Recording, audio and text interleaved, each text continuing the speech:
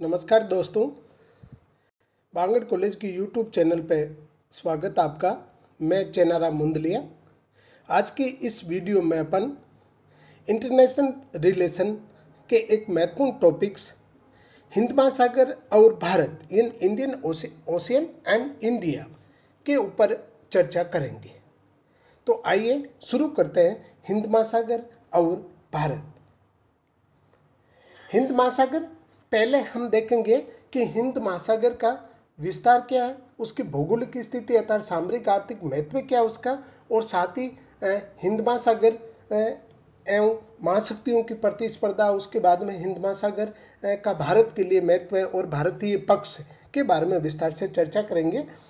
हिंद महासागर विश्व का तीसरा बड़ा महासागर है जो विश्व के 20.3% समुद्री क्षेत्र में फैला हुआ है। 47 स्टेट या नेशन जो इसके तट को छूते हैं। पूर्व से पश्चिम में यह ऑस्ट्रेलिया से लेकर अफ्रीका महाद्वीप तक और उत्तर से दक्षिण में केप कमोरिन से लेकर अटलांटिक महाद्वीप तक फैला हुआ है। इसके विस्तार तथा महत्व का अंदाजा इसी से लगाया जा सकता है कि ऑस्ट्रेलिया, एशिया तथा अफ्रीका तक विस्तृत एवं महत्वपूर्ण आवागमन एवं व्यापार का मार्ग उपलब्ध करवाता है। यानी हिंद महासागर जो है वो पूर्व से पश्चिम में ऑस्ट्रेलिया से अफ्रीका तक और दक्षिण में केप कमोरिन से लेकर अटलांटिक महाद्वीप तक फैला हुआ है। इसके विस्तार और महत्व का अंदाजा ये है कि ये 3 महाद्वीप एशिया, अफ्रीका और ऑस्ट्रेलिया तक विस्तृत है और साथ ही आवागमन और व्यापार का महत्वपूर्ण मार्ग उपलब्ध करवाता है। अब देखिए मैप के अंदर हिंद महासागर की स्थिति और विस्तार दी हुई है। इधर अफ्रीका है और उसके साथ ही ये जो है वो हमारा इंडिया है और इंडिया के बाद में ये इंडियन ओशियन है, ये ऑस्ट्रेलिया है और ये अफ्रीका। इसके बीच के अंदर स्थित है। एक और ये प्रशांत महासागर से इधर से जुड़ता है तो दूसरी ओर अंध महासागर या अटलांटिक महासागर से जुड़ता है। 19वीं सदी में एक अमेरिकन नौसेना के विशेषज्ञ अल्फ्रेड महान, जिसे भू राजनीतिज्ञ के नाम से भी पुकारा जाता है, इसने कहा था कि जो देश हिंद महासागर को नियंत्रित करेगा, यानी जिस भी शक्ति का या देश का हिंद महासागर पर नियंत्रण होगा वो एशिया पर वर्चस्व स्थापित करेगा। ये महासागर 7 समुद्रों की कुंजी है। 21वीं सदी का भाग्य निर्धारण इसी समुद्री सतह पर होगा। महान का ये विचार न केवल ब्रिटेन के लिए अपितु अमेरिका, चीन, भारत तथा ऑस्ट्रेलिया इत्यादि शक्तियों के लिए नौसैनिक और अन्य गतिविधियों के निर्धारण करता आ रहा है।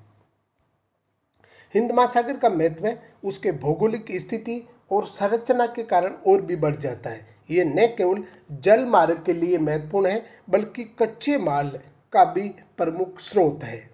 इसका जल मार्ग पूर्व और पश्चिम की जीवन रेखा निर्धारित करता है, जीवन रेखा बनाता है, जिसके बंद होने या विरोधी का प्रभुत्व यदि इस पर स्थापित हो जाता है तो जीवन मरण का मुद्दा पैदा हो जाता है। हिंद महासागर के गर्भ में उत्पन्न कच्चे तेल के भंडार महाशक्तियों की प्रतिस्पर्धा का प्रमुख कारण है।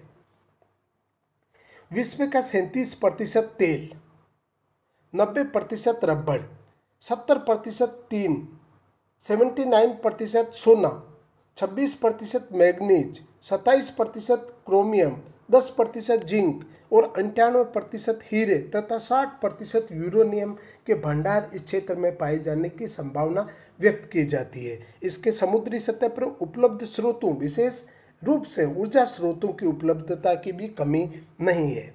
हिंद महासागर न केवल जल मार्ग और प्राकृतिक संसाधनों की दृष्टि से अपितु सामरिक दृष्टि से लेस द्वीपों और प्रवाल द्वीपों के कारण भी अत्यंत महत्व का इलाका है। इसमें सैकड़ों बड़े और छोटे द्वीपों की उपस्थिति इसे और भी महत्वपूर्ण बना देती है।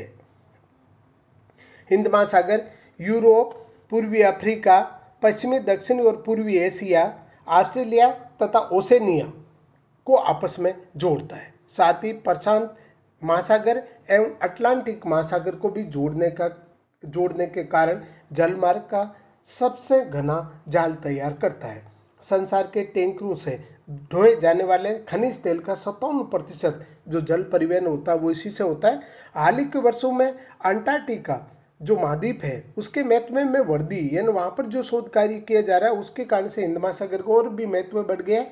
इस कारण इस क्षेत्र में शांति और सहयोग का वातावरण बनाना और ऐसी परिस्थितियां पैदा करना आवश्यक है जिससे सभी राष्ट्र अंतर्राष्ट्रीय विधि या इंटरनेशनल लॉ के अनुसार महासागर का निर्बाध रूप से उपयोग कर सके।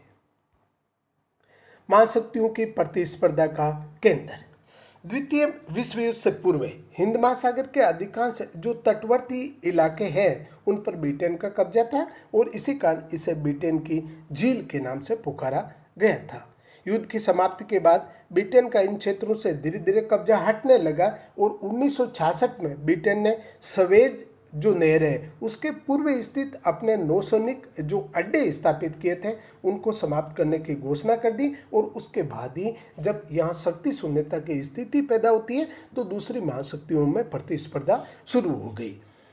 इस संबंध में 3 दृष्टिकोण प्रचलित है। नंबर 1, अमेरिका का मानना है कि इस क्षेत्र में ब्रिटेन की जो रिक्तता है उसको भरने का उसने प्रयास किया, जबकि वास्तविक अमेरिका का जो उद्देश्य है वो ये था कि उसका हित उसकी साम्राज्यवादी महत्वाकांक्षा से प्रेरित था। विद्वानों का मानना कि ये महासागर महाशक्तियों की रुचि, जो महाशक्तियों की रुचि बढ़ी थी वो एक प्रकार से शीत युद्ध को बढ़ाने वाला था जिससे इस क्षेत्र में शक्ति प्रतिस्पर्धा को जन्म दिया। अमेरिकन विशेषज्ञ किसिंजर और अन्य जो रणनीतिकार वहाँ का थिंक टैंक है उसका मानना था कि सोवियत रूस का इस क्षेत्र में जब दबदबा बढ़ने लगा तो इस कारण भी अमेरिका बेवजह सोवियत विस्तारवाद का भूत खड़ा करके यहाँ प्रतिस्पर्धा करने लगा। यहाँ ये भी जानना आवश्यक है कि भारत और ऑस्ट्रेलिया को छोड़कर किसी तटवर्ती देश के पास में इस इलाके में कोई बड़ी नौसेना नहीं है। इन देशों की अर्थात भारत ऑस्ट्रेलिया की नौसेना भी इतनी ताकतवर नहीं है कि वो महाशक्तियों अर्थात बाह्य शक्तियाँ जो इस क्षेत्र में दखल दे रही है उनसे कमजोर असुरक्षित होता है, यानी उनका मुकाबला नहीं कर सकते। वर्तमान में हिंद महासागर विश्व का ऐसा क्षेत्र है जो अस्थिर एवं अशांत है। राजनीतिक हलचल और महाशक्तियों की प्रतिस्पर्धा इस क्षेत्र की विशेषता है। द्वितीय विश्व युद्ध के बाद ये क्षेत्र तनाव, संघर्ष, टकराव का केंद्र बन गया है।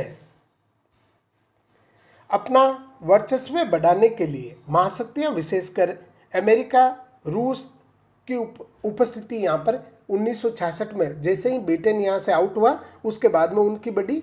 हिंद महासागर में अमेरिका की उपस्थिति यद्यपि 1949 से ही जब से उसने साम्यवाद के परिरोधन की नीति अपनाई।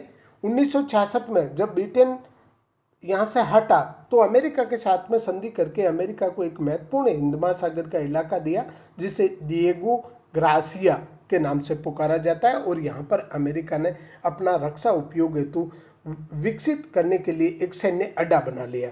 इस द्वीप को अमेरिका अपने अस्त्र शस्त्रों से लैस करके महत्वपूर्ण नौसैनिक अड्डे के रूप में उसने विकसित करके हिंद महासागर में अपनी उपस्थिति को सुनिश्चित किया।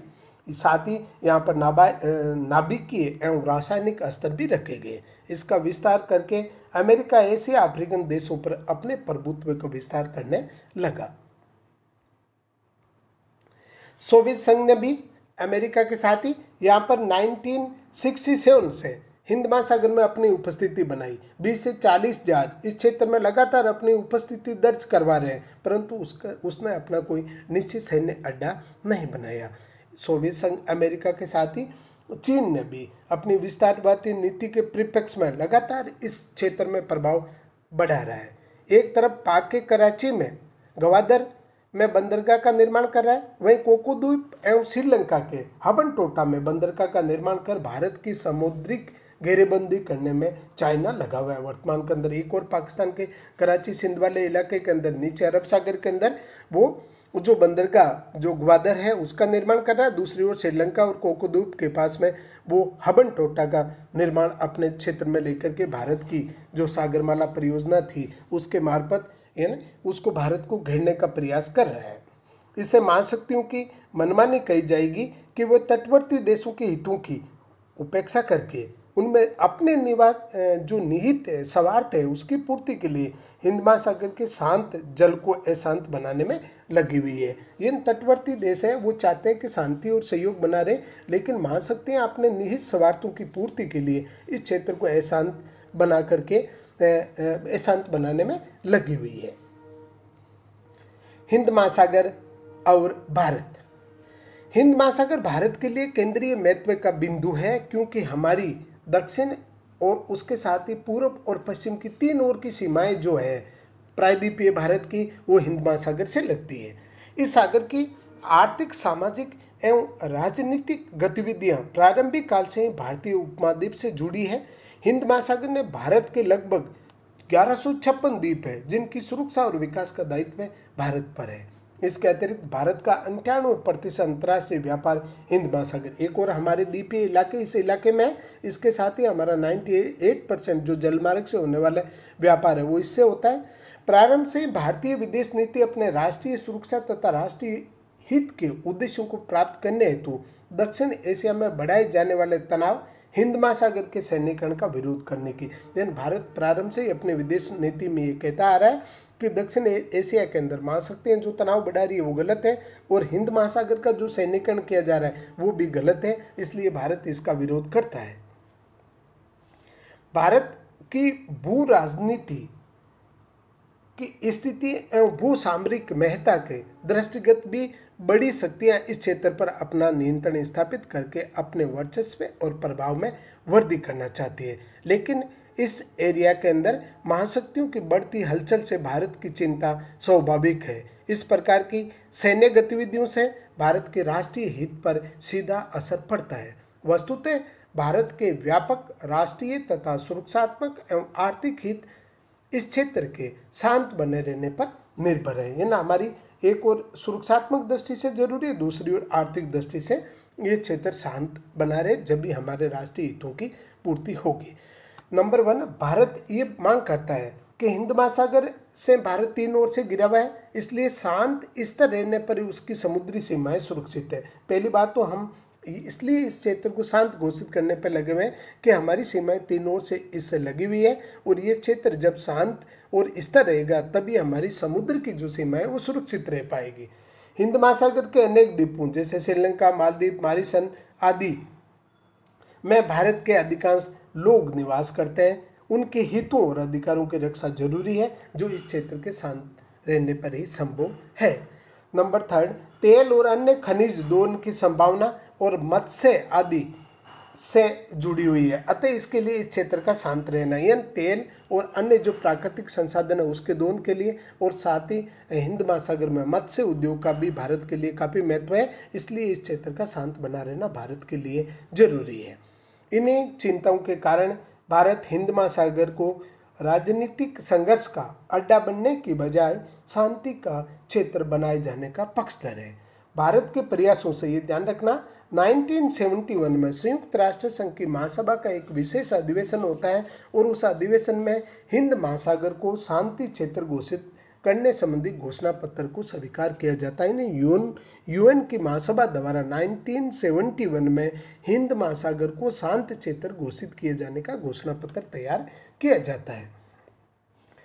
भारत द्वारा बड़े राष्ट्रों से भारत ये आह्वान भी करता है कि वो अपनी सैन्य असैन्य गतिविधियों को इस प्रकार संचालित न करे जिससे कि तटवर्ती देशों की संप्रभुता, क्षेत्रीय अखंडता और स्वतंत्रता खतरे में पड़े। भारत सदैव इस बात का समर्थन करता है कि हिंद महासागर शांति क्षेत्र घोषित किया जाए, यानी इस महासागर का जो एरिया है उसको शांति क्षेत्र घोषित किया जाए। इस क्षेत्र में नाभिकीय और अन्य अस्त्र शस्त्र न लगाए जाए, कोई भी देश न तो यहाँ पर किसी भी प्रकार की सेना और शस्त्र रखे। इन्हीं प्रतिस्थापनाओं से ही हिंद महासागर वास्तव में शांति का क्षेत्र बन सकता है तथा अनेक जो तटवर्ती देश हैं उनके आर्थिक विकास की संभावनाओं का द्वार खोल सकता है। इसलिए भारत की विदेश नीति यह है कि इस हिंद महासागर के जो है उसके क्षेत्र में महाशक्तियां प्रतिस्पर्धा न करें, इस क्षेत्र को शांत क्षेत्र घोषित किया जाए और इस क्षेत्र के तटवर्ती देश सहयोग बढ़ाए और अपना विकास करें। जय हिंद, जय भारत। धन्यवाद।